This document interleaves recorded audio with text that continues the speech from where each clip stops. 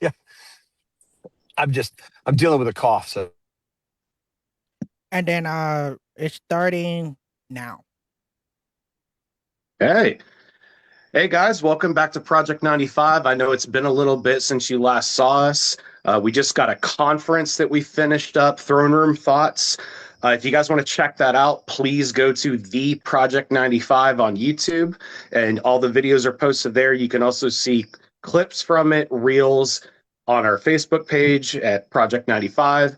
Go over there, check those out. It was an awesome time. We had Dr. Catherine Toon, we had Melissa McCreary, Dr. John Master Giovanni. It was an awesome time. So please, please, please, if you have time, do yourself a favor, go check out our speakers. It was a wonderful time. I promise you, you will not regret that.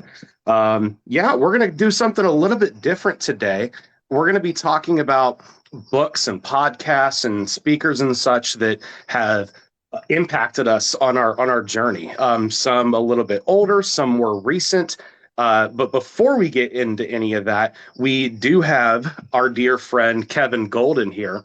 He's never been on the podcast before, but he's been around Project 95 a very long time. Kevin, would you please just take a few minutes and introduce yourself to the viewers, sir? What up, Kev? what up? What up? Yeah, name's Kevin Golden, and I'm a business owner and a teacher. Um, I've got several businesses. I do IT, I do voiceovers, travel agency. All that's at kevingolden.com if you're interested in any of that stuff. But we're not here to plug my businesses. But that's what I do. Uh, I run a Mac environment for a Fortune 1000 company in the Houston area. But my passion is voiceovers and teaching and travel. I do love travel. And I love technology. So really it's all my passion. And music, of course. I like to do music, mainly cover tunes of 80s music. Uh so you know, Sweet. Def Leppard and Journey and all that kind of Striper, that kind of stuff. Come on. Um but I really get juiced when I am speaking to a group of people, whether that's, 100 plus people or a group of five. I really, I love teaching. And whether it's teaching on success principles or on theology, Come on. or music, I love it all. Um, uh, don't think I can handle it as a public school teacher. I've got people in the family who do that, and the horror stories they tell, I'll never consider that. But teaching, teaching adults, I do enjoy. So, yeah. That's awesome. Awesome. Hey, Kevin, speaking of the voiceovers and the successes, and I've heard you do many, many voices, could you give us just a sample of maybe one or two different It's put me on the spot. Yeah. Okay, things? sure. All right. Oh boy, gosh. Thanks, pal. Frankly, I think, this one is so tremendous and bigly. I like to say bigly, I really do. You've never seen anything like it. Um, hey, have you met my friend Mater? My friend Lightning McQueen? He's the fastest racer in all the Radiator Springs, and I'm happier in the tornado in the trailer park. That's right. Get Yeah. her done. Yeah. Thank you, bro. That's Killed it. so good, Killed it man. every time. Dude, that is epic, man. Yeah, you That's killed the it. first time I heard it. Oh, really, man? No, dude. You got to catch him before a Project 95 session or something like that, man. You can really get him going, and he's got so many in there. And then, man, his speaking voice is just phenomenal. So, thanks, Gav. I'd like to think that my speaking voice is phenomenal. Thank you for pointing that out.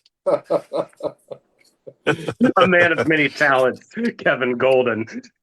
Yeah, and I try to put them together. I actually invented a character for my travel business for all the social stuff that I do called the Country Cruiser, where I'll take pictures or videos while I'm on cruise ships. And man, if you ain't never been on this here cruise ship, you gotta check this thing out. I'll see you on them there seas. What doggy? Something like that. And so it's a lot of fun. Gets a lot of laughs. So and try to catch people's attention, do something unique and different from your typical travel advertisement on socials, and yeah, so a Yeah. lot of fun. Well, hey, bro, before you share some of the resources that have really impacted and changed your life, I just want to say something about the voices and stuff. Me and Lincoln were just talking about how we have to remember to laugh and have fun and enjoy life. And I think that's something that you do really, really well, man. You bring a real light spirit with you into the room. And you always make me smile. You always make me laugh. You always make me remember joy, and that we're supposed to be filled with joy and living from this constant overflow of joy. But man, comedy is such a killer part of life, and I love it, man, and I love that about you, and I'm excited to hear the resources that you're going to share. Yeah, yeah. Before I jump on those, the comedy thing for me now is about sharing the joy of the Lord in this union that we have come to know. Um, but it hadn't always been that way, right? I come out of a Western evangelical religious upbringing that was very much separation minded and performance and works and trying to keep the rules and the law and all that kind of stuff. And it was drudgery. And my comedy then was not about expressing the joy of the Lord, right? It was really, my comedy comes from a place of pain, as do most comics. Being autistic, I was bullied a lot growing up, and I used comedy to escape. I think the same is true of Robin Williams and some other comics. So I'm just glad that it has now been transformed into something that is more about the joy of the Lord than about trying to escape and try to get people to like me instead of bully me, that kind of thing. Right. Because it was very much about people pleasing before, to try to get people to like me. So yeah, and I'm sure it still is to some degree, right? I'm working through all that just like everybody else. I'm on a journey. But as far as the resources, yeah, my list starts off with Lies We Believe About God, and of course The Shack, both by William Paul Young, or Paul Young, a lot of people know him by. If you haven't seen the movie The Shack, if you don't like to read, some people don't, I get it. Go see the movie at least. You can see it on oh gosh, all of them, right? Apple, Amazon, YouTube might even have it for rent, but all the places where you can find movies, you can find The Shack. And if you haven't watched it, I was introduced to it through my Bible school, actually. And it was the very first class was go home, watch The Shack, and we'll talk about it next week. That was it. That was the whole first class. And it really set the foundation for the next 2 years of Bible college for me. And um, it did a wonderful job because it will break your heart, and it needs to be when you're trying to come out of Western evangelical separation theology. You need to have the fallow ground of your heart kind of broken up, because there's a lot of rocks in there from from this separation thing that we've been through. And then of course The Lies We Believe About God, also by Paul Young, is it just kind of goes through a whole bunch of these lies that we've kind of been told in the Western church, and then he addresses every one of them. So and it's a short read. That's actually a really short read. So even if you're not one for reading, get a hold of that one. I think you could probably stomach that one. The second one on my list is it's actually two books by a second author. Baxter Kruger is the author, and the first book is called Patmos, which is a fictional book about a burnt out Western evangelical preacher who ends up going back in time and meeting with John, the apostle, the one whom Jesus loved, as he called himself in the book of John, who's on the Isle of Patmos, where he is a prisoner of the Roman Empire, and he is getting the Book of Revelation, and it's this wonderful story of how these two men, this burnt out evangelical preacher from our time, goes back in time and hangs out with John the Apostle for a period of time, and I've read it 3 times, and every time I get to the end of the book, I'm crying because I don't want it to be over. It's such a beautiful story. So, and then the second book by Baxter Kruger is Across All Worlds, and it is a theological book, not a fictional book, but it is about how Jesus came across all worlds to find every one of us, and the theology around that. So, beautiful book. Um, the next one on my list is Deathless by Tommy Miller. This one really impacted me because it shifted my thinking on um, what did Christ come to do. One of the things he came to do was to defeat death, because the wages of sin, or hamatia, the delusion, the lie that Adam believed of, that God didn't love him unconditionally, that God was holding out on him, that he wasn't like his father God, and all the things that he believed from the lie of the enemy. The wages of that was physical death. And so Jesus came, and one of the things he did was defeated physical death, right? He went into the grave and came back out 3 days later. And if you read the epistles, Paul's epistles, you'll see that Christ united himself with all of humanity. That's what the incarnation was about, and took all of us to the cross, into the grave, and killed us all, and brought us all back to life as a new species of being that never existed before. It's what the Greek says in Paul's writings. And death is now defeated. Now, have we embraced that? Clearly not.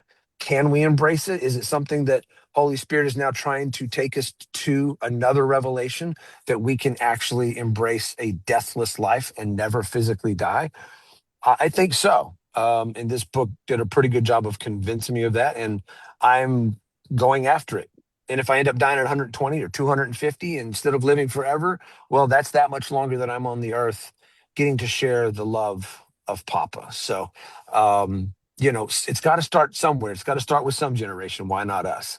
And frankly, scientists have already started figuring out ways to prolong life, maybe inevitably, with some new medical technology. So if they can figure it out, and Jesus defeated it for us, why can't we embrace that? So um, the next one, book that I really got impacted by, and he's actually turned it into, like, I think it's a 10-part YouTube uh, series, and it was a seminar he recorded way back in the early 80s, but has since released it onto YouTube for free.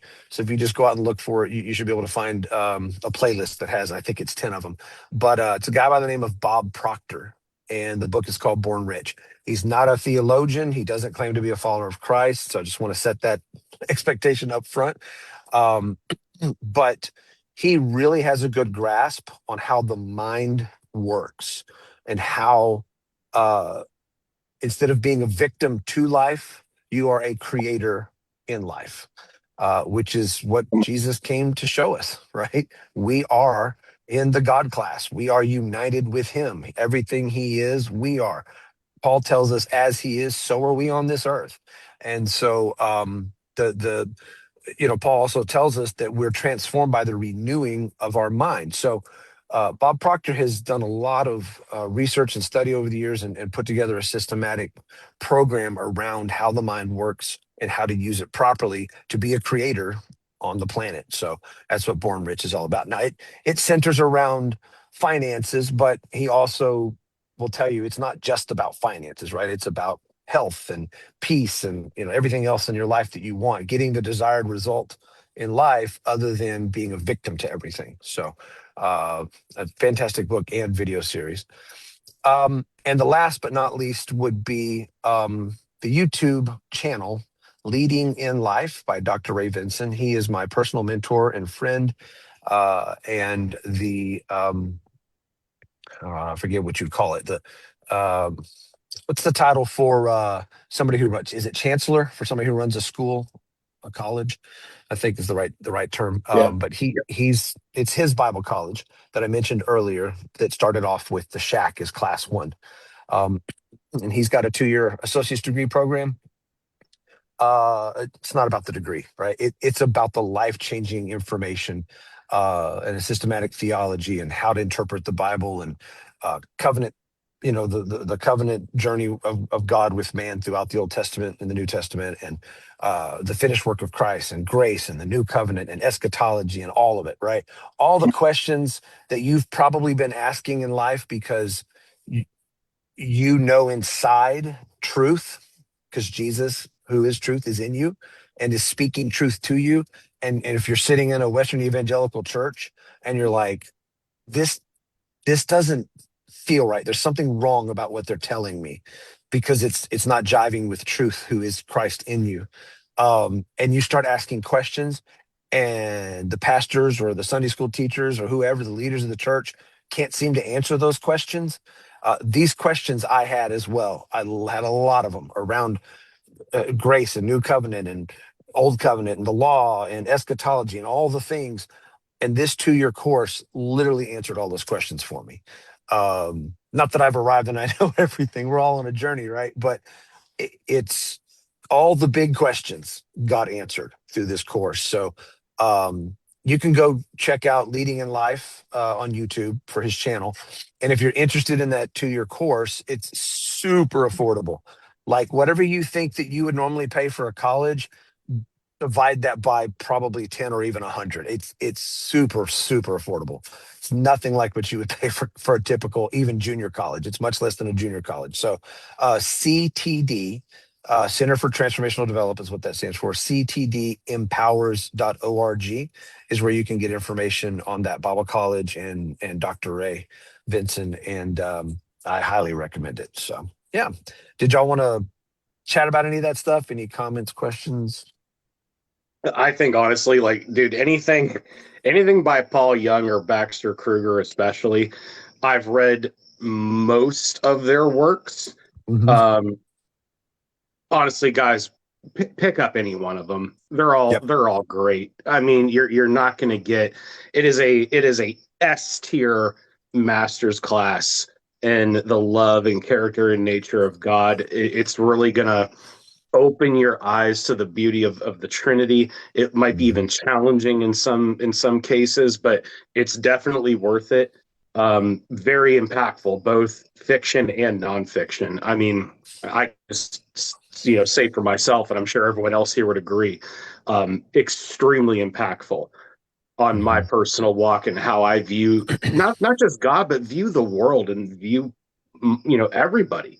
Yep. It really will change the way that you view everything in a really, really beautiful way. I would also recommend, this is going off script a little bit, but Baxter Kruger actually wrote a companion novel, I guess you would call it, to The Shack. Yep. Which was absolutely fantastic. I have it inside. It was The Shack Revisited, I believe. Shack Revisited. Yeah. Yeah, It's basically the absolutely excellent. theology of the Shack, right? Yeah. He puts theology to the fictional story of the Shack. So yeah. What I found for me is that where Dr. Ray Vinson's college gave me the systematic line upon line theology and answered all these questions, the Shack and Paul's other books and Baxter Kruger's books led me to encounters with the Trinity, right? Because they're not giving you this line upon line 2-year program systematic theology in one book, right? But what they are doing is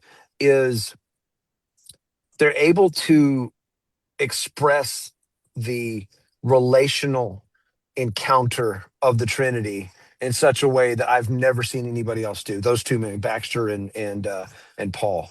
And you need both, right? You need the line upon line systematic head knowledge theology to be able to answer those big questions you have and that other people are going to have when you start down this journey and they see you go, well, wait a minute, you haven't been to church in a while. What do you mean you don't believe in this?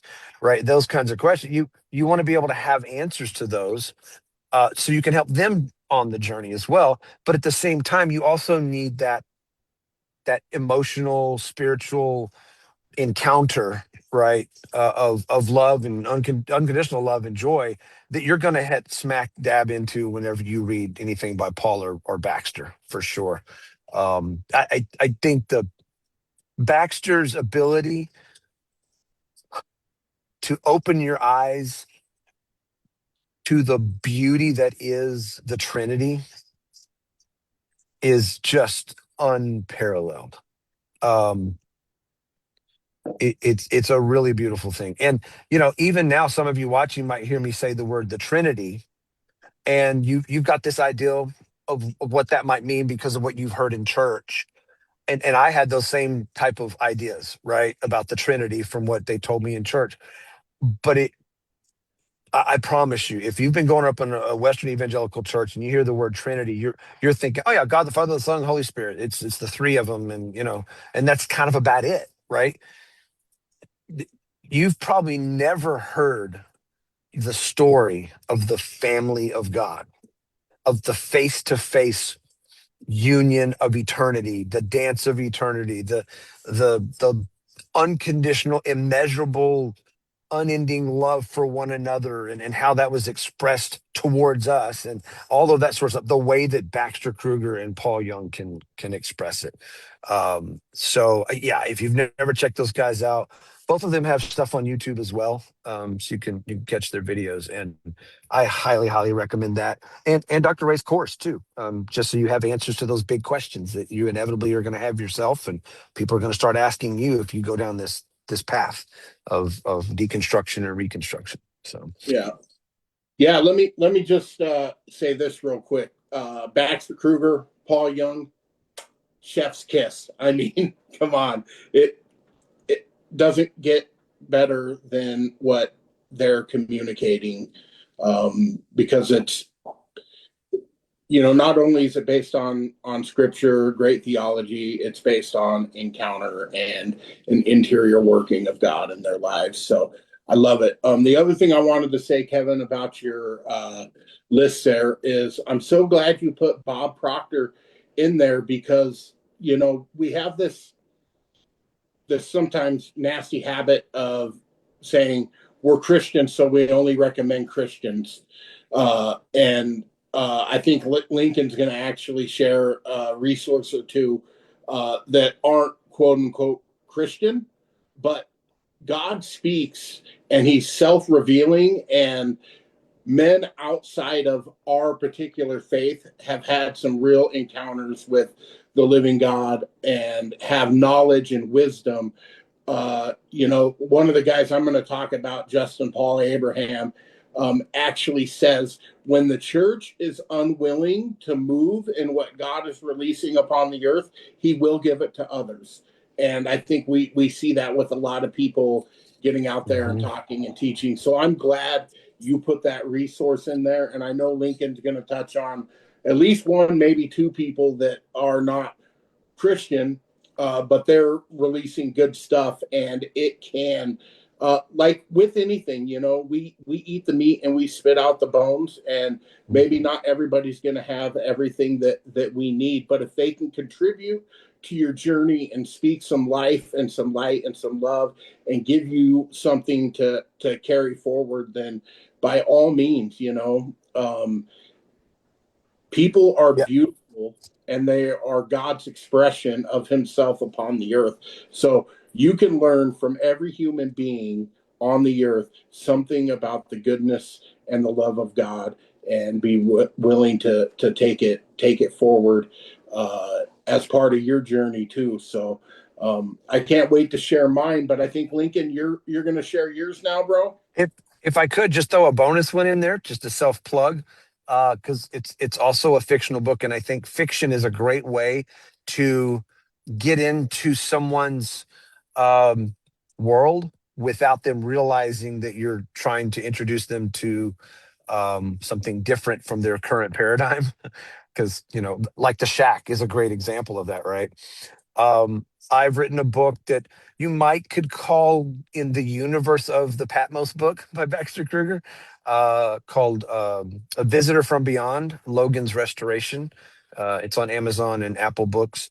It's a really short read. I mean, for a fictional book, it's pretty short. I know one of the guys in the group, Alan, really enjoyed it. And I think you would really like it, and it's something that after you read, you might go, "Wow, I could give this to a friend who's asking a lot of questions, and is probably on the verge of deconstructing out of the Western evangelical world, and this book being a fictional story that kind of drops some theological nuggets without being too in your face about it is a good way to kind of introduce them, I think, to some of this stuff. So yeah, it's in my cart right now. As soon as I get some more book budget, it will be going onto my shelf. But yeah, I believe story is going to be a great way of communicating some deep theological truths without the typical religious language around it. We want that language that connects with people. So I can't wait to read it, bro. yeah, and to reiterate what you were saying earlier, put a slightly different language on it. The church has a nasty habit of creating this thing called the sacred secular divide.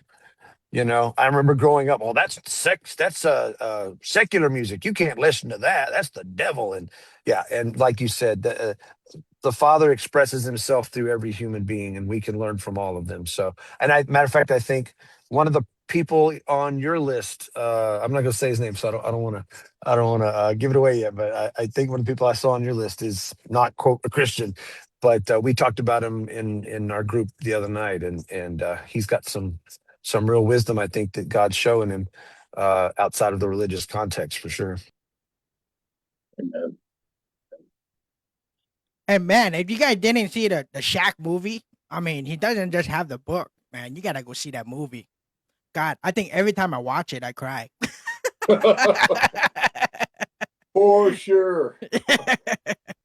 So it's an awesome movie. But yeah, man, I was one of those Christian too, man. Like I would say like secular music. I would erase all my secular music, my Michael Jackson, my Guns N' Roses, and my T-Pain and all that stuff. I would erase all the playlists just to replace it with worship music because I thought, we're not allowed to listen to secular music, right? And I would think like everything and everyone have a demon. I mean, I came from a deliverance ministry. Oh my God. Yeah. And Demon I under would every think I rock. would have a demon every week. Like I accidentally introduced a demon inside of me, or just by saying the F word, or cussing somebody out in the traffic, or something. So yeah, I know exactly how it feels. But This may be before your time, Lincoln, but did you guys ever at youth group take your CDs or anything album? In our days, it was records and tapes, and go get a big trash can, set it on fire, and have a bonfire, and throw all of our secular albums into the big fire. And did you see that? I think I saw a demon floating up through the fire, and that kind of craziness. dude, everything like lighters. Some people were even throw their cell phone up there. I'm like, what are you doing, man? Like, how the heck would you get rid of your cell phone? I'm like, it's all for God. I'm a warrior for God. Oh, man. I'm gonna save everybody from the demon lord or Satan and all these things. All puff and mighty. And I'm the chosen one. Yeah, I'm the chosen one. I'm awakened. Yeah. Huh. But yeah, man. Obviously, when God blew my mind about all in all and God is in all and all that stuff, one of the books that really impacted me was Brad Jersak, his book called In. It was I think that book kind of lifted me off because I explored a lot of stuff. I explored the thing that nobody want me to go to. Okay, like the thing that, hey, you guys stay away from those things, people. Stay away from that religion. All these things. Be careful or don't go there and stuff. I pretty much explored all of it. And I didn't go to explore to get more religious structure off of it. I went to go explore it because I want to see if I can find Jesus in everything. And so far, almost everything that I explored, I recognize the same language that was coming out the people's mouth, that were coming out the books that I read, and all these things. And I think Brad Jersak in kind of lift me off to that point.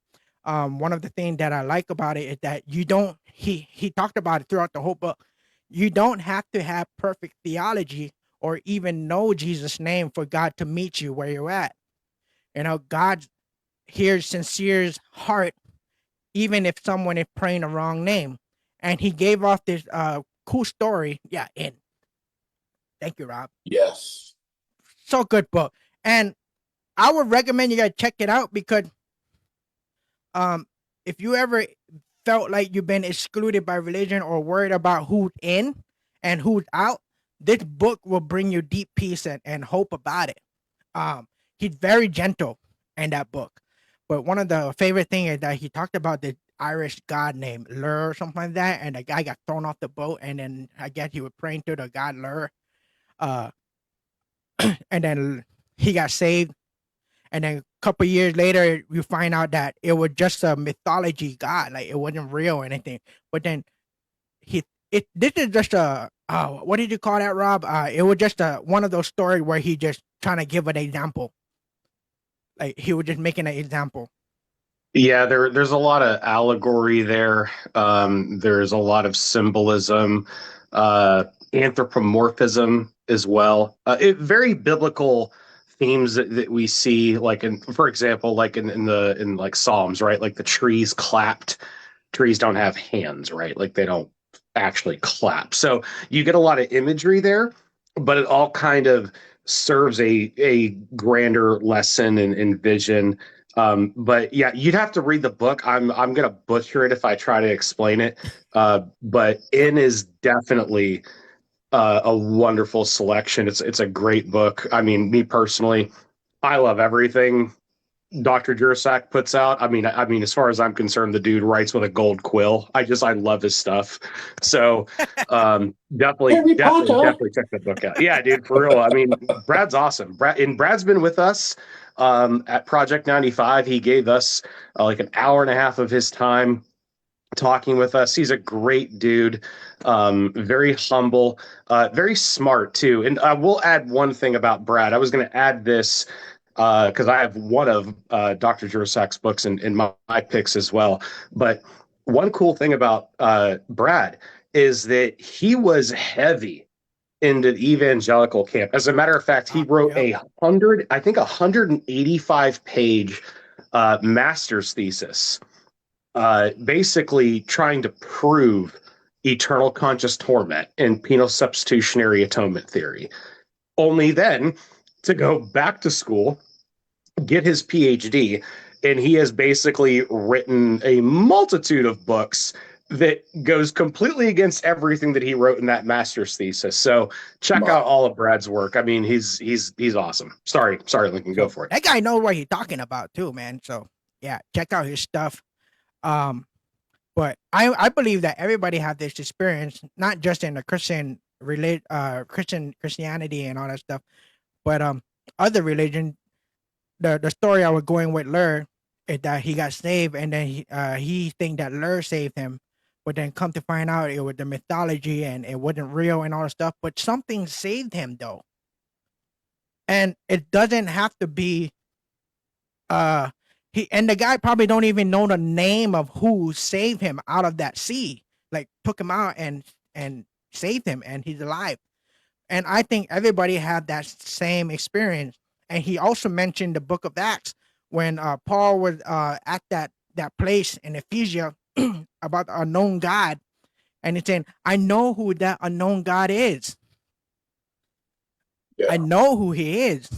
And yeah, it's just that God is always meeting people where they're at, no matter if they know his name and all that stuff. So that pretty much got me to explore everything, and every time I explore it, I always find Jesus, and they talk about the same language, and it's pretty cool. The next book is this guy named Joe Dispenza, Becoming Supernatural, and this guy, oh my God, I swear to God, if you guys check out his stuff, you will hear the same familiar feeling. And I don't even think he's a Christian, but he's universal. He thinks that God is universal, all in all, and stuff. But he talked about more on. Okay, so funny thing, I did his breathing stuff, and it healed my knee. That in my knee and my lower back, that I had pain for a long time. I still don't have it to this day. Um, and he talked a lot about that, and he also have science to prove what he's talking about. So you have like thing like epigenetics, that been passed on from family generation that affect people. And he talked about how you can speak to it. You can bless your whole body to not have your body be programmed to what your family was carrying for a long time. Mm. And he also have a lot of testimonies of many people getting healed, a lot of people. Oh my God. And these are great experiences, so many times people would back down these people and say, oh, like you guys are dealing with demonic things and you got to stay away from those kind of people. But these are people who've been having pain and blind, cancer for so many years, struggling, dealing with real emotion, thinking they're gonna die, and they finally have an encounter and got healed from all these things. And you're telling people, oh, you gotta stay away from these, but these people are encountering love for the first time. Like, damn. So you got that book, and if anyone feeling stuck or dealing with anxiety, chronic issue, or just wanting more peace over in daily life, that book is amazing. So check out that book. It's called A Supernatural Life by Dr. Joe Dispenza. And he got a lot of podcasts and all kinds of things. He got a lot of conferences and all kinds of things to check out too. Yeah. So, Odie, you wanted to say something? No, I'm in. Yeah, I love Dr. Joe, what I've seen of him. I haven't done a super deep dive, but man, I honor him and the information he's bringing into the world, and the invitation that comes along with it, bro. Yep. So Yep. your thoughts and emotion literally change your brain and your body when your heart and brain get in sync. Amazing things starts to happen. That's one of the things that I got from that book. So That's the one I thought Odin put on his list. It was him. It was Joe Dispenza. So yeah. again, that whole sacred secular divide thing, we gotta stop doing that. Joe Dispenza has had an encounter with love. He may not know his name is Jesus, but he's met him, and he's introducing him to everybody that comes to his seminars and reads his books. And frankly, with the horrible job that the church has done with Jesus over the last 1,500 plus years, really since Augustine, of course Joe Dispenza has heard the name Jesus. He's in America. He's heard the name, but in his mind, he probably equates it with the Western evangelical version of Jesus, Right. Which is not love. It's a mythological god. Honestly, it's more akin to Molech than it is to actual Jesus. And if I were Joe and all I ever heard was that crap, I would be like, yeah, I'm not gonna go there. And just avoid the Jesus thing altogether until somebody like a Paul Young or a Baxter Kruger just sits down and has a glass of whiskey with him and smokes a cigar with him or something, and then introduces the real Jesus. At which point I'm 100% positive Joe would embrace the real Jesus in a heartbeat. He already has, he just doesn't know his name. But I think he would if somebody like Paul or Baxter or one of us sat and had a conversation with him, not in a I'm going to convert you to Christianity kind of way, but just hey, that love that you're encountering in all of your seminars, I know his name, and his name's been abused and misused and misrepresented, and then just introduce him and then tell him, if you don't believe me, just ask him, is he in you? Like Paul or Baxter Kruger always says, just ask Jesus, and are you in me? And if he takes the challenge, he'll answer. He'll know he's in him. Yeah. So that kind of stuff doesn't scare me like it used to. Yeah. And like you were saying, well, that's demon. Okay, really, really, demons are portraying themselves as love and healing people that have had chronic diseases for decades. To what end? Right. Right? To what end? Well, because they're going to mislead all these people and take them away from Jesus, and they're going to end up in hell. Well, yeah. Well, we can have a long discussion about hell and eternal conscious torment, but we all know that's a mythological thing that was made up, not that long ago in the church to use the fear of that to control the people of the church to try to keep the Roman Empire together. So, and we could talk about the four words get translated into hell in the King James and all that crap. We could talk about that in a whole nother podcast, but that's a bunch of bunk. And yeah, so And anyway. if you do want to know about hell, check out Brad Jersak, Her Gates Were Never Shut. Yeah. That book, Her Gates Will Never Be Shut, is fantastic.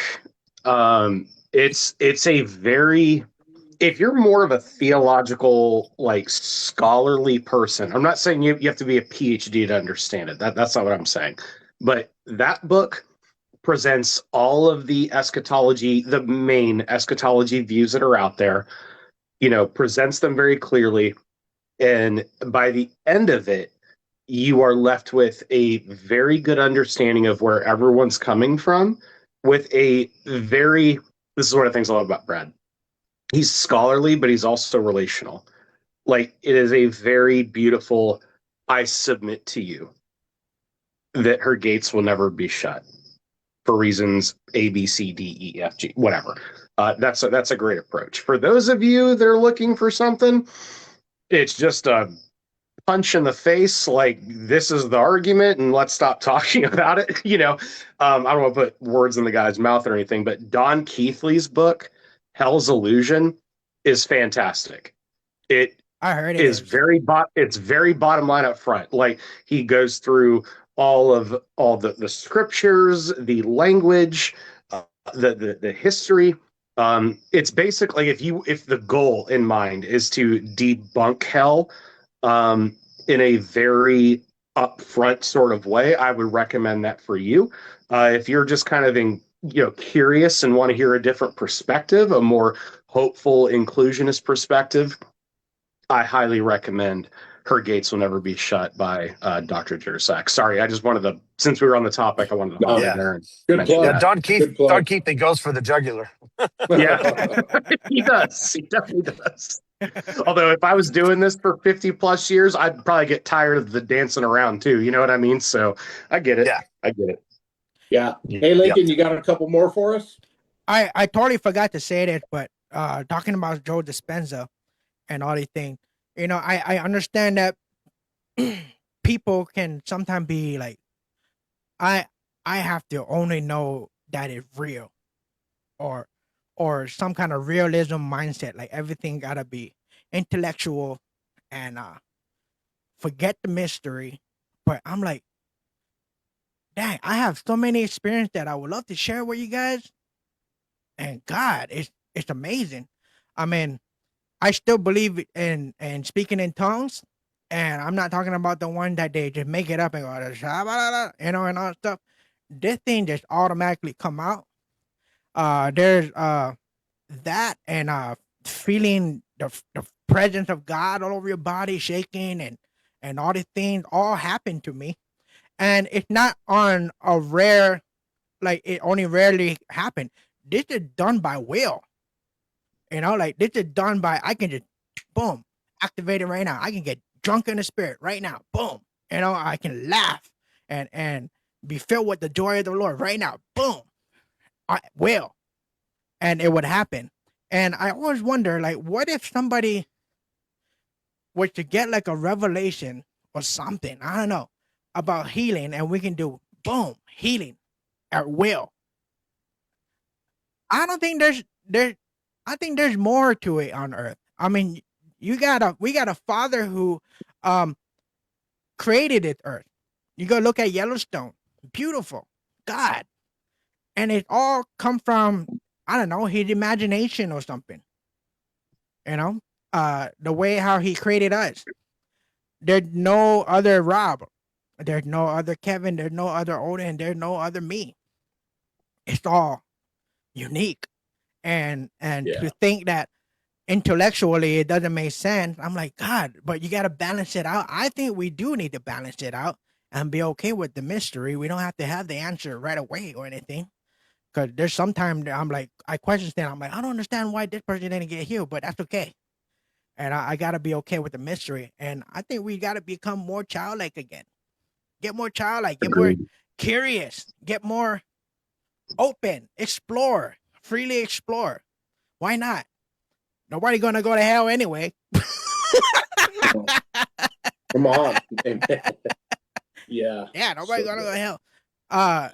But Inheritance Hub, check them out. I think some of us got Alan's book already home. Oh God, that book is amazing. And the reason why you should check out that book is because it removes a lot of fear around prophecy and help you trust that God is faithful. It shifts you from waiting for the end to living in the kingdom now. And it's very gentle. Matthew 24, I like what it said. It happened for this generation, the rapture. He talked about the rapture. He talked about Matthew 24, Matthew 25. He talked about the whole temple system, how heaven and earth is a different language that the Jews only understand. Like the heaven is in the temple, but I don't want to spoil it too much. You go get that book and check it out. Yeah. But yeah, I Great better shut stuff. up because it's so Yeah, good. God, it's great. I told Alan after I read through it, I said, and I've watched a lot of his podcasts too, and had conversations with him, and I said, you've basically taken the 2 years of the Bible college I went to, and kind of created the Cliff Notes version of it in a single book. yeah, Um, so yeah, I nice. mean, it's all good stuff. Fantastic book. And Kevin went to college Bible thing, so he knows his stuff.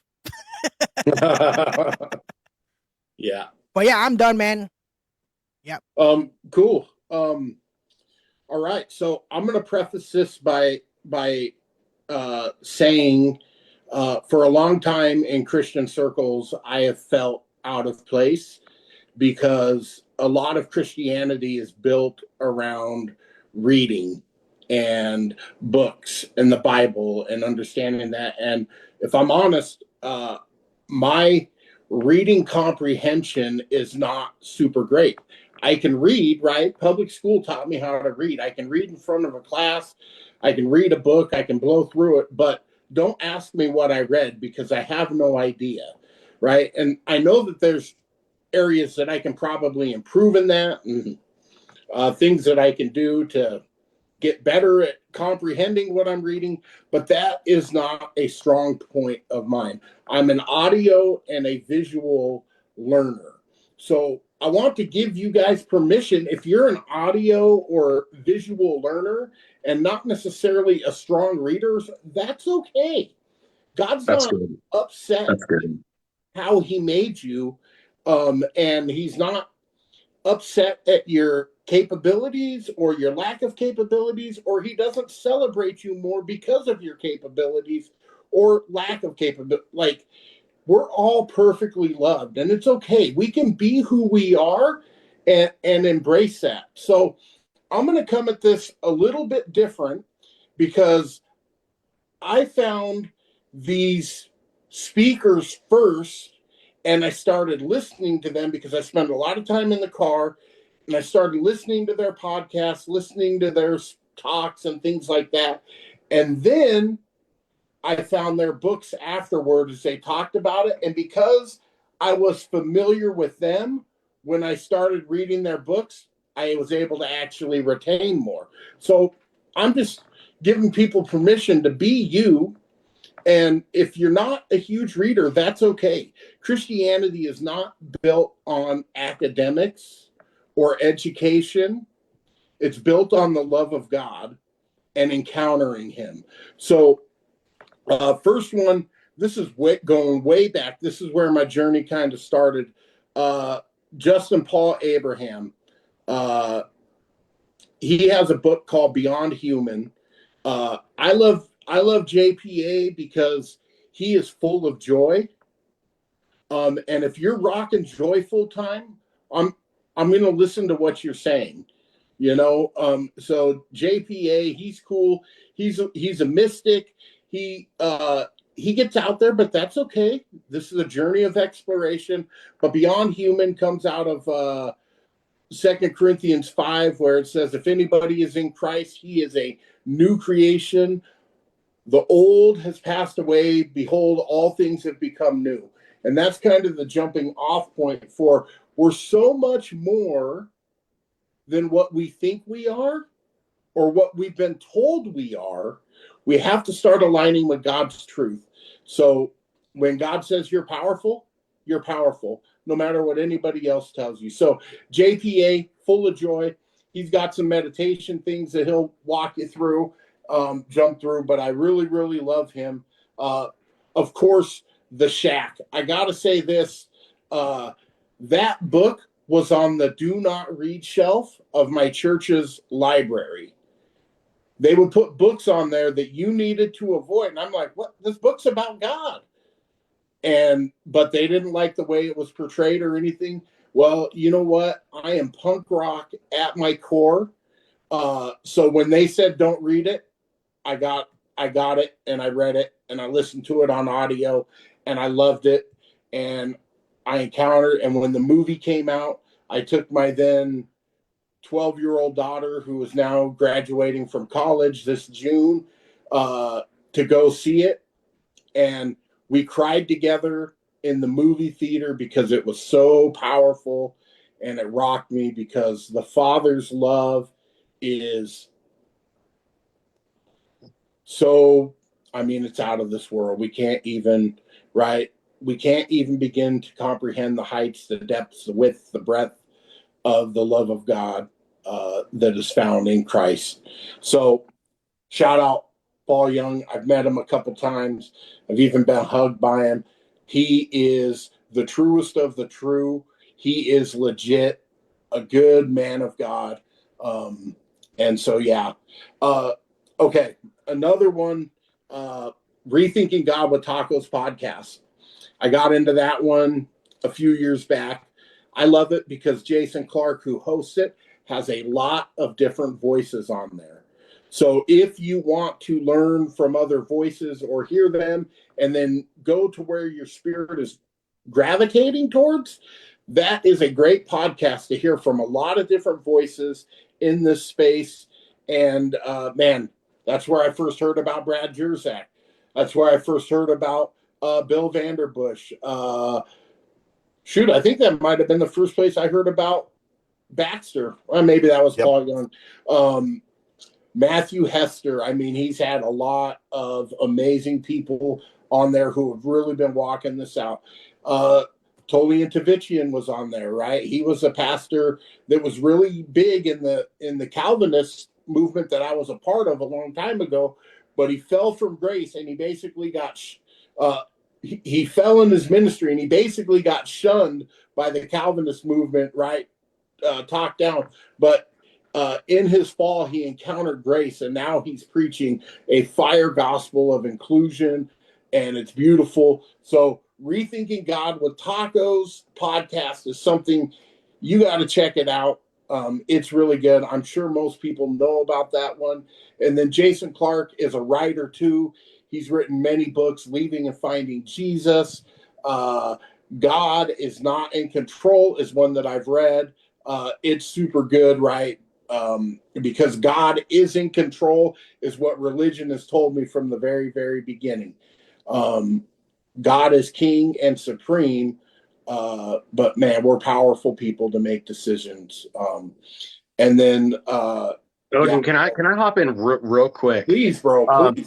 Dude, as far as like Rethinking God with Tacos, yes, absolutely fantastic. Across All Worlds, the podcast he does with Baxter, absolutely fantastic. I just want to say this one thing about Jason as a person. That dude, what you see is what you get with that guy. Like Jason has come, he's been kind enough to hang out with us for hours. on a couple of occasions. And dude, Jason is the most down to earth, beautiful soul. Like I'm just for anyone out there that's like, oh, this is for the cameras or whatever. Everything that we do isn't recorded. Okay. Like on that side of things, like we don't record that stuff. And I have to tell you, like, Jason is an S tier human being. That dude is just absolutely wonderful. What you see on camera is exactly what you get behind closed doors. The guy's awesome. So sorry, I just wanted to let people know, like, Jason's the real deal, man. Awesome guy. Bro, I agree wholeheartedly. I hope I get to eat burgers with him someday. Right. Or if he's buying, I'll eat tacos. I love both. Obviously, I'm a big guy. Justin Paul Abraham, we got to get him on a Zoom call, man. That would be awesome. Man. Yeah, I would love to just have some time with him. Yeah, definitely would love to have some time with him. And man, that actually brings me to Project 95 as a resource in my life that has helped me on my journey. We don't record anything, so we get into some real amazing talks. And look, I don't make a habit out of bashing the church, and I never want people to think that's what I'm doing. But one thing I always felt was missing from my church experience in the past were deep conversations about stuff, was sitting around, hanging out, talking. I mean, I'm one of those guys that believes it takes 15 minutes before you even get into a real conversation. And so we do that really, really well at Project 95. And just being around brothers and sisters that have poured into me and spoken over me and given me a safe place to process through things. It's been really, really, really good. Project 95 is definitely a resource worth checking out on this journey. The Jesus Trip by John Crowder. Crowder. I love that guy. I actually had a dream about him last night. We were hanging out, running around, and he was teaching me how to move energy in the world through my conscious awareness of what was going on around me. And so we were moving some energy together, and he was powerful and dynamic. And I remember at one point I did this kind of Hadouken uppercut thing with my hand, and I sent this it was like a gathering tent so high up into the air. I mean, it was just so high up there, and it was like spinning around and floating down. And John came to me and he's like, "That was all you, bro. I didn't help you with that at all." And so I don't know, I just took it as man, pay attention to your dreams, to your visions, to your imagination, to your daydreams. Like, God is speaking in all of that. And John Crowder, 1,000% agree, man. Damn. Man, just the opening part of the Jesus Trip has given me permission to be so creative and imaginative in my pursuit of God and in my place in this world, So John Crowder, bro, thank you for everything you've done to move this gospel forward and share with people and invite them in. So good. And then the last one I wanted to talk about, and Lincoln had already mentioned it. Our friend Alan just wrote a book, You're Already Home. But his podcast, The Inheritance Hub, man, I don't know what happened, but I know Project 95 brought me into contact with Alan, and I heard him talk about covenantal theology. And somehow when we had one conversation about covenantal theology, something clicked inside my spirit. and I felt things. I mean, this is going to be weird, but I felt things inside me go click, click, click, click, click into place. And it's one of those moments where it's like, holy cow, I just got this huge download from the Lord. And all of a sudden, I see clearly where I had confusion, where I didn't have answers, where I was still searching for stuff. It helped click so many things into place. And I think they've got about 10, 12 episodes or podcasts out on the Inheritance Hub podcast, and they're all super good. But man, covenantal theology is a big one. It changes the way you read and interpret things because it's true. I mean, it just rang true in my spirit when he was talking about it. It was literally like he rang a tuning fork, and my spirit resounded with that sound. And so I love the Inheritance Hub. I mean, anytime they drop something, I'm on it right away. I'm like, come on, dudes, could you put out some content? I'm eating it all up over here, you know. So yeah, those are some big ones for me. And then yeah, I mean, also another huge one is just friends, right? You guys, I had a conversation with Kevin last week or the week before, man, where he slipped into teacher mode, and I was just like, oh man, just eating it up. It's so good. But everybody Like machine guns. something that blesses me.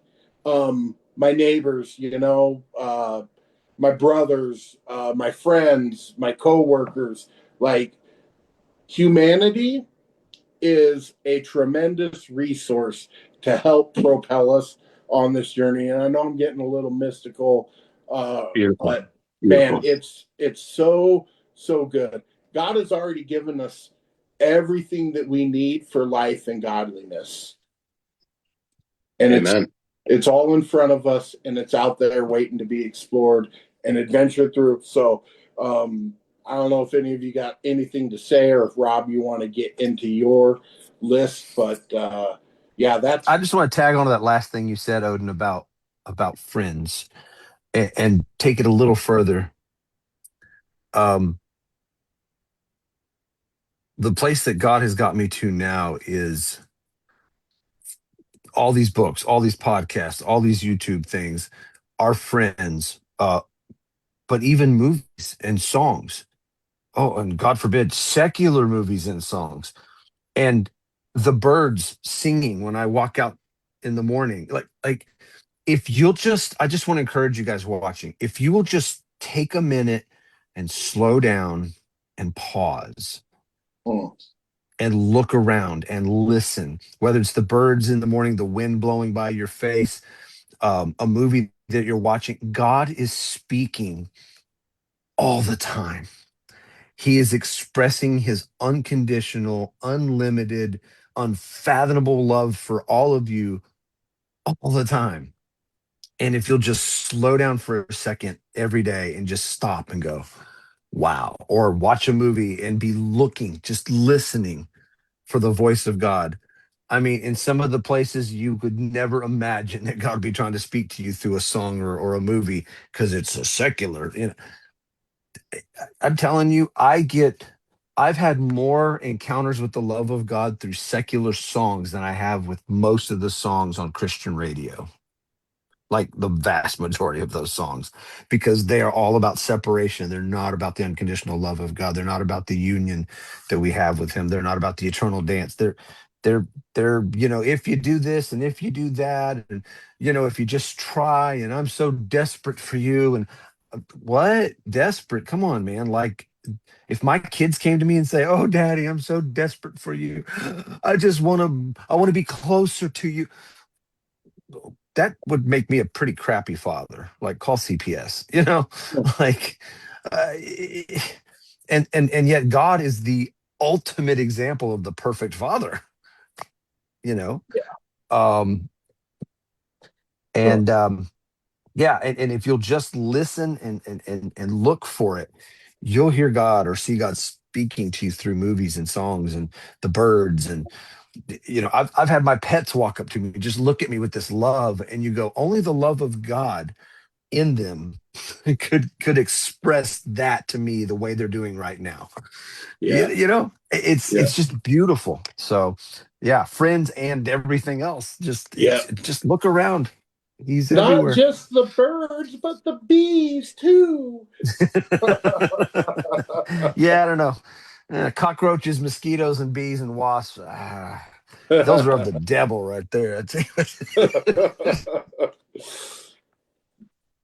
What Absolutely, you man. got for us, Rob? Man, I tried to go a little deeper in some of my picks here because there's some niche areas that I had a feeling we'd get a lot of Baxter Krugers and a lot of Paul Young, and I'm a fan as well. When Jeremy first brought this idea out, I was like, oh yeah, we can totally do that.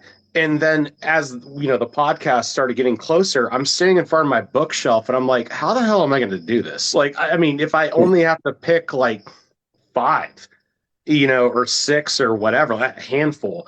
And I spent far longer than I originally thought thinking of a list. And many of the books and podcasts and speakers that you guys have mentioned easily make this list, but I just wanted to bring out some titles that were a little bit different, also some more popular ones, just to kind of even it up a little bit. The first one I will tell you that really did a lot for me was this book. It's On the Incarnation by Saint Athanasius. This one has an introduction that's done by C.S. Lewis. I'll post that there in case you want to take a look at it. But this one in particular is from Popular Patristics. The person that translated this is Father John Bear. If you're not familiar with Father John Bear, he is an Orthodox priest. And as far as I am concerned, my humble opinion, he's probably the greatest living Orthodox theologian out there right now, at least for me. At least for me. This is fantastic. If you guys, especially if you're coming from a Western Christian background, anything Protestant, I'm sure you guys can attest to this. None of us got anything in reference to the early church mothers and fathers. There was no mention of patristics. If you're Catholic or Orthodox, High Church, Lutheran, things of that nature, you're familiar. But for the rest of us, if you want a intro into the early church fathers, this is a great icebreaker. This is a great place to start. And honestly, it's just beautiful. The language that you get in here is absolutely astounding. In a lot of, we mentioned earlier, the Shack Revisited by Dr. Baxter Kruger. A lot of the Greek Orthodox theology was used in supplementing the information to that book that Baxter gave us to back the Shack up with actual theology. This is not new. This is the early church. This is what they thought. It's recorded. It's been recorded. It's out there. This is a great intro to patristics if you want to go down that route. Gregory of Nyssa is also another church father. It's an excellent resource. There's many. I could go on about this forever. I'm not going to belabor it. But if you want a good intro to the early church, that's a great place to start. Moving up to more contemporary titles, my dear friend, I've known him for almost 20 years now, Dr. Matt Pandel. He's a wonderful human being. I went to church with him for many years. I went to the military. We kind of lost touch for a while. But he is an author, and he wrote this book recently called Fractured Witness.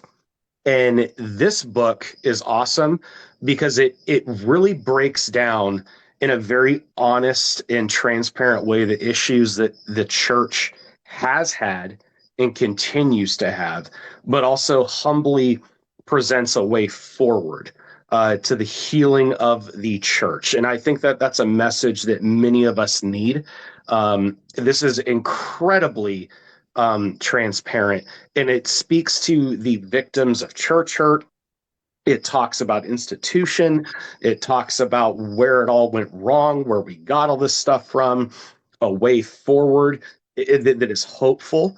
It's a great read. I can't recommend this book enough. If you want your quote unquote faith restored in the beauty of the ecclesia, the body as a living, breathing, moving thing, this is a great place to start. And you're not going to feel invalidated as you read it. I know a lot of us are victims of, a very poorly executed church system, and this is a really, really great way to approach that subject without blaming victims. And it's just wonderful. And I will tell you this, Dr. Matt is also the president of Global Grace Seminary. I'm currently attending there.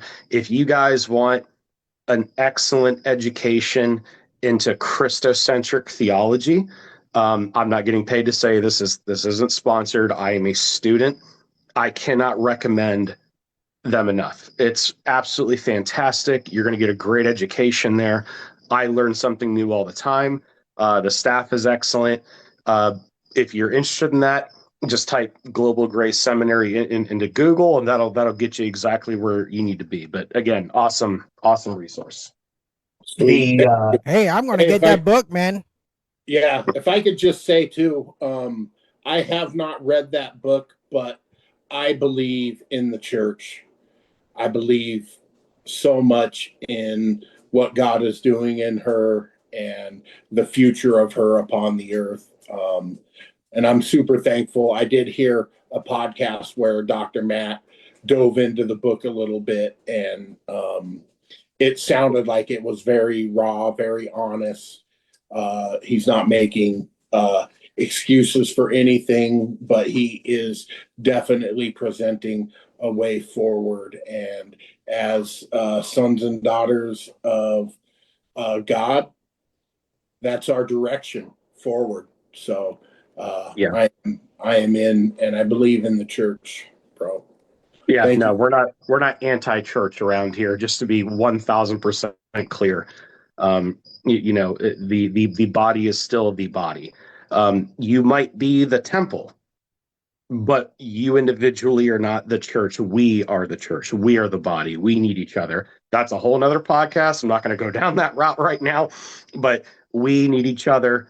Nobody is meant to be the solemn monk on the mountain. It is not good for a man to be alone. I'll just leave it there. But yeah, great stuff. The next one, the year this book came out, which I believe I think it was 2023, maybe 2024. This book is by a man that, if you guys are in this circle, you probably are familiar with him. His name is Brian Zond. He runs a church out of Missouri. Absolutely beautiful mind. Great stuff.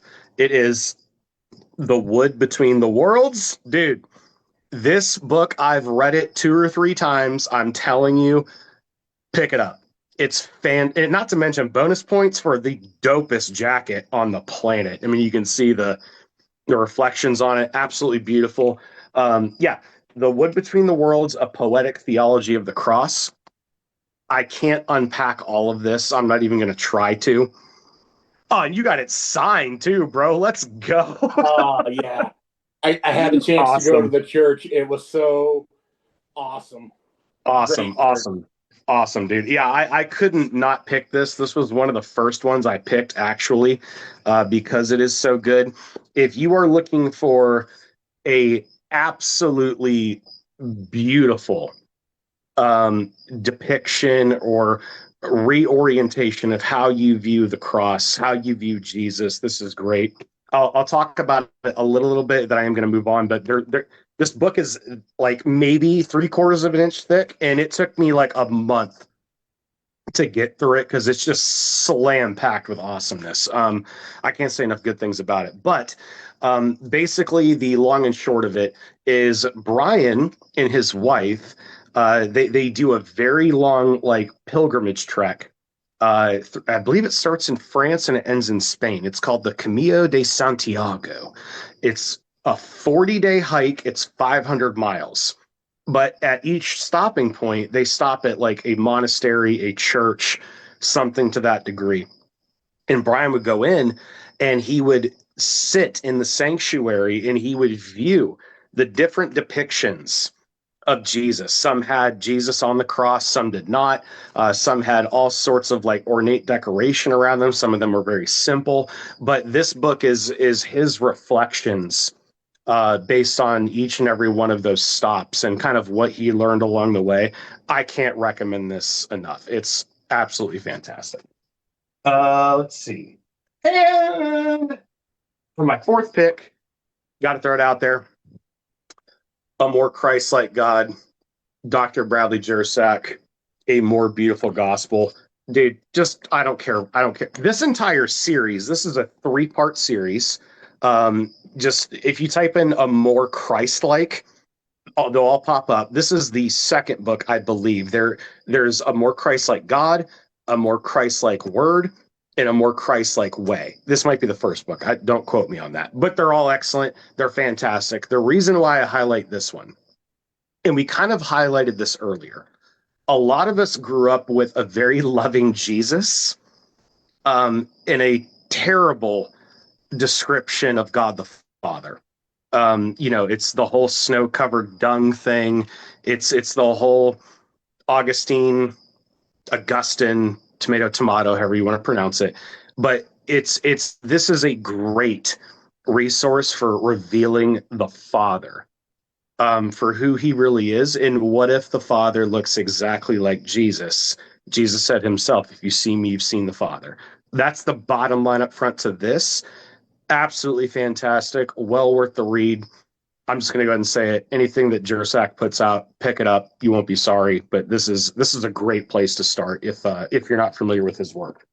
Lastly, I went with a little bit of a different pick here. If you're not somebody that's really into theology, first of all, I'm not sure we were watching this podcast if you're not, but if you're not, I wanted like an Eastern worldview pick to incorporate into this. Not Christian. If anything, it's more philosophy than it is theology, but I still found it to be extremely helpful for me.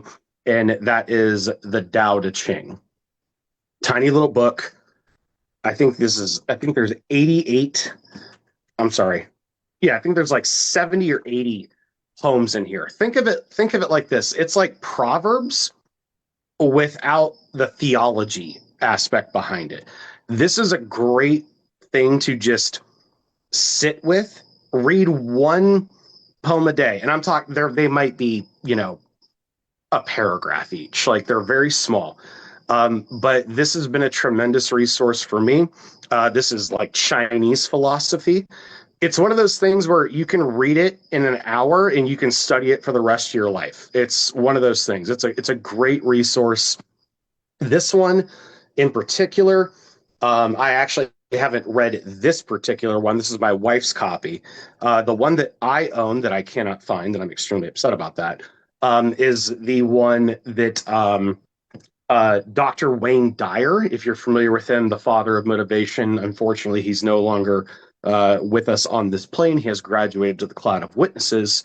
But if you can find his copy, that is a great resource. He provides great commentary on it. You're going to get a more of like a new age perspective on it, but it's still incredibly helpful. Like don't get tied up in that. He might use things like source and things like that, that type of terminology, but it's absolutely worth your time to check this out. Like I said, if you're not a theology person, I don't care if you're an atheist, you should read this book. It's absolutely fantastic. It gets you thinking. It changes your worldview. And like Kevin said earlier, just stop for a second and just take time to think, absorb. This is absolutely a great resource for that. But yeah, man, that's about all I have. You guys hammered the rest pretty hard. I'll open it up to you guys if you have any final comments, and we'll wrap it up. if I could rapid fire a few titles, we're not going to talk about them like we have all these books on our list, but just to throw some out there because people are probably Sure. eating this up, going, "Oh, I've been looking for good content." I'm just going to throw the ones I'm looking at my library here: "The Sound of Your Blood" by Bill Vanderbush, "The New Creation" by Serge DeRosa. That's Rosa. We mentioned Across All Worlds, Patmos. Divine Embrace by Francois Dutoit. And speaking of Francois, the Mirror Study Bible. If you're looking for a great Bible that really understands, oh yeah, the Rorschach God. That's a good one. Um, there you go, the New Creation. Yeah. If you're looking for a Bible translation that is really understands our union with the Trinity and the unconditional love of God, the Mirror Study Bible is the one to go to. Myths and Misinterpretations by Jamie Englehart. And there was one other one. What was it? Oh gosh, there was one other one in here. I think, yeah, actually, no, that was it. It was the Divine Embrace. So yeah, There's that's Kevin's just some book. other ones. Oh, you got my book? Check you out, man. Oh, and our boy Dusty. Check out Dusty Harrison, bro. Yeah, don't forget Dusty. He's got three books out. What if God is not an asshole? Pardon my French, but what if God is not an asshole? This one, beautiful wordplay with the title. Love is God. I need to get that one. I don't have that one yet. Yep, Love and the interconnectedness of all things. Great resource too. Yeah, and then this, I'll pull it up real quick because it is beautiful. But the interconnectedness of all things, he's got some killer diagrams in here. I mean, just fantastic. He really put so much into creating that book. Alan, if you're watching this, get your book on Kindle, man. I'm a technology guy. I know, right? I know Kevin got it down. Serge got it down. What about you, Alan? Yeah. Come on, man. I want an ebook. Yeah, I talked to him about that. He's working on it. We'll get it there. And maybe even an audiobook read by a certain voiceover guy that he happens to know. And any Might be in the future works. writing books, guys, Kindle. Okay. Kindle, yes. Kindle. Ebooks, please. Oh, another one. Really, really old book. Very, very short book. As a Man Thinketh by James Allen. It's a really short read, but it's got some powerful concepts in there. Yeah. Yeah, man. Now, hopefully, guys, I mean, you know, we rapid fired a bunch of titles out there, a bunch of authors and speakers, podcasts. Hopefully, this helps you out. Lincoln is going to do all of us a solid. He is going to put all of this in the video description when it's posted to YouTube. And we'll put this, like, the whole list in a pinned comment on social media so you guys have access to it so you don't have to skip through the video and all that. But Dang. I hope that this has blessed you guys, man. God bless Lincoln for doing that. Amen. Lincoln's the man, bro. Lincoln's the man. Yeah, man. If anybody watching is like I was when I first discovered this recovering of the original theology of the early church and the apostles and Jesus, you know, this gospel of union and inclusion and the Trinity. I learned it, like I said, I learned it from Dr. Ray Vincent through my Bible college. And honest to God, I thought he and I were the only two people on the planet that knew this, that was believing this. Not so much that we knew it, like we were the only ones that believed this. I felt so alone. And it took rethinking God with tacos and looking up Paul Young, and that led me to Baxter Kruger, which led me to rethinking God with tacos, which led me to all these other ones, right? Which led me to you guys. To where it finally went, oh, thank God I'm not alone in this deconstruction, reconstruction journey. I'm not a crazy, out there heretic. Like there's a lot of people that are embracing this recovery of the original gospel. And so, yeah, better than we think. Yeah. And I can only imagine if you're watching, you're thinking, yes, thank you so much. Cause some of you might be going, I thought I was alone in this. I've been wondering what resources I could look into to dig more into this. Cause I have questions, and that's where I was just a few years ago. I'm like, thank God for all these names that we've mentioned tonight, because every one of them have been a blessing in my life to realize I'm not alone and to dig deeper into this original gospel, the true gospel. So, yeah. Yeah. I mean, hey, look in, look out, look up, look around, look everywhere. It's all right there. God's right there waiting to encounter all of us, and he will bring people in, like he does it, right? I somehow stumbled here and found some like-minded people. I can't even, like, I don't even know the journey to get here. God just took me on it and brought me people that I needed. And I'm so grateful for you guys and for this community. And man, Kevin, it was great to have you on the podcast, bro. First time.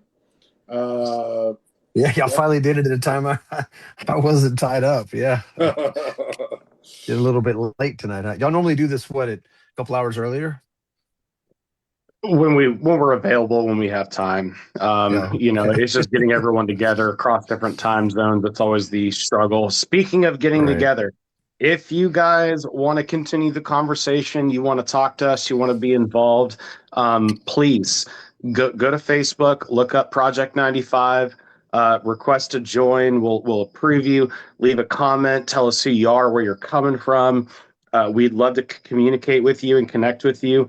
If you're interested in previous podcasts, you can find them there on Project 95 on Facebook, or go to the Project 95 on YouTube. Subscribe if you'd like to. Hit the little bell icon. You'll see all the stuff that we put out. But to everyone, thank you so much for watching. Again, I hope this was helpful. And we'll try and reconnect with you guys very soon. I hope you guys have a wonderful morning, day, afternoon, night, wherever you might be in the world. Thank you so much for your viewership. It means the world to us. So, all right, man. You guys have a good night. We'll see y'all later. Take care, everybody. Much love. Peace.